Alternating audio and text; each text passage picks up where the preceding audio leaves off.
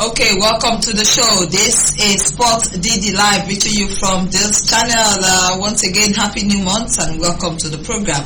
We hope you're doing beautifully well as much as we are doing, and we say welcome to the show. As we take a look at sporting details making the rounds on the show this hour, I'm Dede Fina Chijojogo. My resource partner is live, Chris Amade, Evangelist Chris Amade, who also doubles as a Europe League expert. He's a retired referee, and it's good to have him join us live on the show. Welcome. Good to have you, Osman. Happy New Week. Yeah, how you doing? This is another week for us. We've had like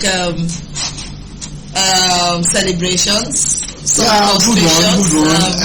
Together. In the sporting world, it's the sport world that makes us happy to forget about what we're suffering in the country from the hands of the people that call themselves the governmental holders of the Home of Affairs. So the sports helps us to calm down the nerves. At least Tigers have made us happy. Exactly. Okay, don't forget that the countdown to the coming of Jesus Christ has begun. So whatever you do, make sure your priority is in Christ. We take a look at the top stories now. Yes, the EPL begins tomorrow. Everyone is looking forward to it. If you look at the pre-season tours of different teams, the top 4 teams, those ones just coming up, the newly promoted sides, they all did well. So we're looking forward to the fixtures that begins tomorrow. Of course, the French Ligue 1 also starts tomorrow alongside, I think La Liga also begins tomorrow. But for the German Bundesliga alongside Serie A, those ones will begin by next week. And of course, the Nigeria Premier League is also set to take center stage. But first, let's begin from the home front, where the Tigers have won the Afro Basketball Championship. They have been received by First Lady Senator Oluremi Tinubu, who commended and received them for winning the trophy. Now, they've won this since 2019, 4 good times, equaling the records of Senegal. There we go, the First Lady receiving the Tigress in Abuja in her office and giving them a lot of commendation. She says that the win goes beyond just the court, as this is a very good example to young ones, to the ladies and to the women to take to the sports of basketball. Now we have the MVP player of the tournament, Aime Okonkwo. She returned as the MVP player of the tournament, and so the Tigress, coached by Wakama, did Nigeria very well, giving us this first trophy in basketball. Yeah, you know my joy about it is that it's an indigenous coach. Yeah. So to prove a point to every federation in Nigeria, whether athletic, whether football, whether basketball, whether lawn tennis, whether table tennis, we can do it. She's indigenous, but not brought up here. The key thing is that she is her own product. Because you will always have that very patriotism at heart to ensure, one, to make a record for herself, to add to her profile, and then ensure that her fatherland, her motherland, is put there on the map of the world. And blessed by her talent. So it's good to have that. Alright, let's go to the Tigers now. Still talking about basketball in the show this hour. The Tigers will be picking one of the Olympic tickets among 8 other African countries that will be vying for that Olympic ticket. Now, they will begin their campaign on Monday against Senegal. Senegal has been a stronghold as far as basketball is concerned in Africa, but the championship begins on Saturday, August the 12th. So other countries, we have Senegal, we have Tunisia, we have DR Congo, Uganda, Mali, and of course Nigeria in that series. I hope the Tigers will pick a ticket. Yeah, I do hope they will learn from the cue of the Tigress. Because if you look at this Nigeria now, you see that the wave of success in sporting industry is coming mostly from women. Both on weightlifting, track and field. The men are like, waiting concern me, Nigeria no good, me I no good. So I wish they will learn, because it's going to be a big blow to wait for another number of years before the next World Cup. The next Olympics. Before the next 4 years. Yes, 4 years. That will be after France 2024. So if they put their ass together and make their house to be well built, foundation strong, taking a cue from these other ladies, I mean, there's nothing stopping them. The only dominant force they need to contend with is Senegal. As Angola is not there. Angola is another problem. Angola is not there, yeah. So Angola is not there. So tear Senegal into pieces or tear them to short or give them a shock of their life, give them a run for their money, smile to the bank, other countries that will be on your track will be shaking. You're watching Sports Daily Live. Now, moving on. Let's go to the next story now. It has to do with the MPFL. That's our brand. I keep saying that. I'm not missing words. We must support our brand. The Nigerian Premier Football League is our brand, so we should be proud of it. And things are changing for the good. The MPFL will commence on the 26th of August in a normal format, no longer the average format. And we're going to be having 38 matches, meaning home and away fixtures for all the teams. We should have the draws on the 17th of August. And for pre-season tour, a lot of the teams have been going around pre-season tour. Eimba is one of them, contending in the CAF Champions League, and they played against Aqua United yesterday, beat them by 3-1. Finidi George, he says, yes, we are ready. Before we play Al Ahly Benghazi in the first Champions League beginning game, my team should be ready. That is coming from the coach of Eimba, Finidi George, saying that we should be ready before we take on Al Ahly Benghazi. Meanwhile, still looking at Eimba this morning, some staff have protested in the streets of Umuahia yesterday for their unlawful disengagement from the team. Now, the governor had said that no one is disengaged, but the staff took to the street to say, no, we are unlawfully disengaged and we have to come back to the team of Eimba. Alright, we're looking at the MPFL. By next week we should have the fixtures that the draws should be made. But for me, I'm so delighted that we are going back to the normal format. Like LJ will say, he doesn't like the average format. No, so not the me. Normal, okay, yes, I don't like LJ, we're going back to the normal 38 matches. Beautiful one. Let them be consistent in the date they've given on resumption. If we will move it again to December this next year, say possible, because this year December may not even work. So they are very familiar with this giving date, failing, putting another date. The next year tentatively, always postponing. But from the way they are sounding, Belga Elegbele is sounding very optimistic. You know that this time around things should be done properly. And by 26th, the league will commence. And the league should commence for 17. The league should commence and let it even run and end the same time European leagues end. That's the target. Good. So that if it ends, anybody who is to go to anywhere for transfer or trial or whatever, you know that there's nothing that will make the club say, no, we have one important match to play. Both leagues are on break the same time. They should meet the same time. That's one. Two, try as much to show this element of seriousness. 26 should be 26. 3, why going to this abridged team, coming back and forth, abridging the league?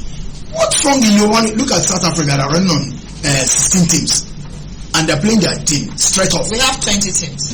The South African League, the DSTV. Yeah. 16. They have 16, yes, 16 or 18, they're not complete 20. Yesterday I was looking at their standing.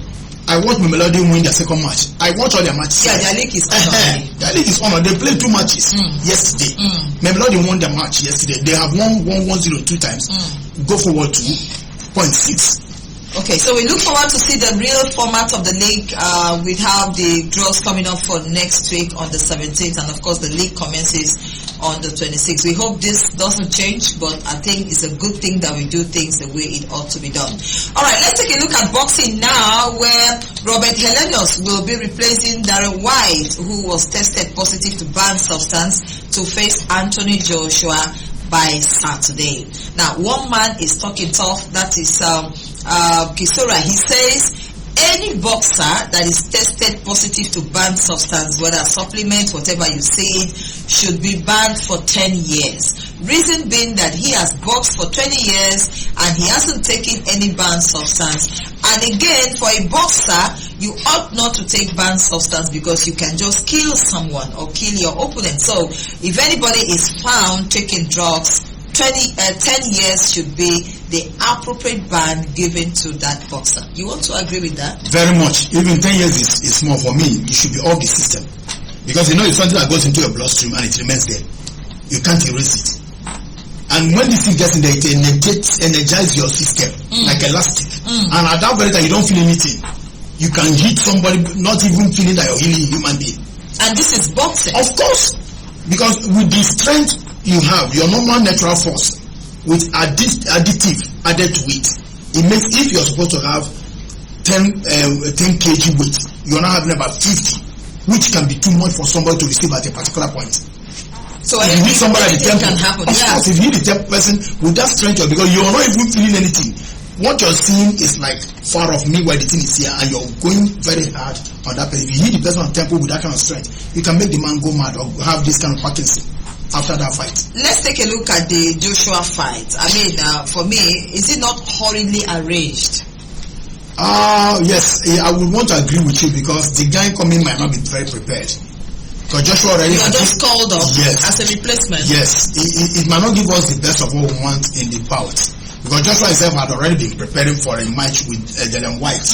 And then suddenly they are this called off, and it's a space of 1 week for the other guy to prepare. We may not get the best of it.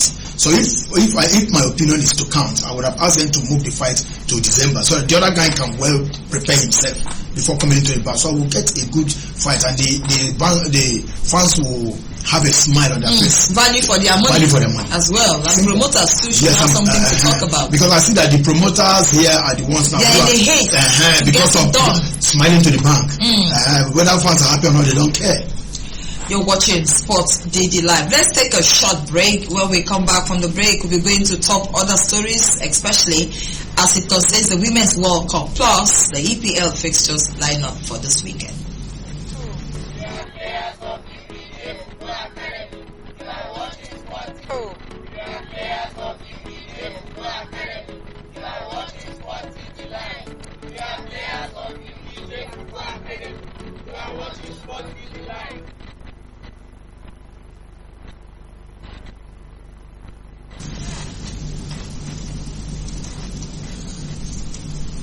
Okay, welcome back. You are still watching Sports DD Live, reaching you from this channel. Chris Amadi, who doubles as a Europe League expert, is here in the show. He is an evangelist as well, and so we're taking a look at what is happening in the sporting industry.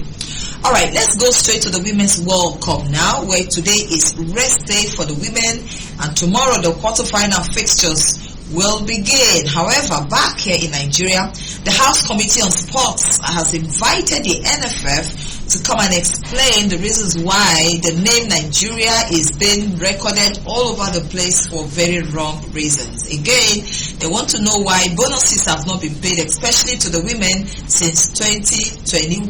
So we look forward to that meeting with the House Committee on Sports and, of course, the NFF big wins in that order.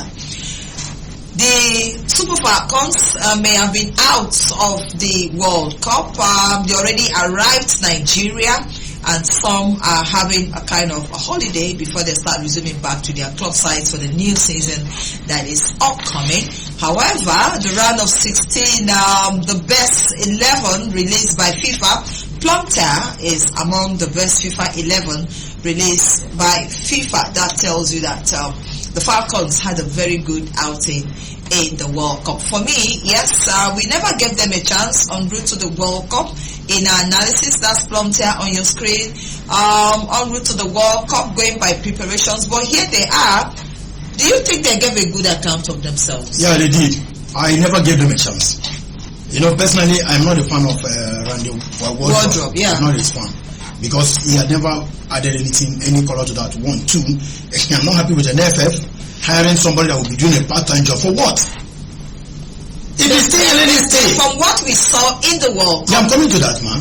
If he's staying, let him stay. Give enough time. Just like I was talking with somebody on the radio, I said, why don't they get a Nigerian coach to be there for him, doing the scouting for him? If they have to put him on this, he is only one, doubling us everything. Now, to this World Cup, they have done very well. Very extremely well. I didn't personally give him a chance. I expected him to be knocked out in the first round, but they surprised me. Even be walloped by Canada. I expected walloping from Canada, from Australia. But they went there, they proved me very wrong. And I owe them an apology for that. And I appreciate them for doing that. Because give us joy. Take our money. We employed you to work for us. Take our money and then give us back a commiserable thing to our money. He did very well. Okay, looking at the other African teams, we are all out. The whole of Africa is out of the World Cup. Morocco lost to France by 4 goals to nothing in the round of 16.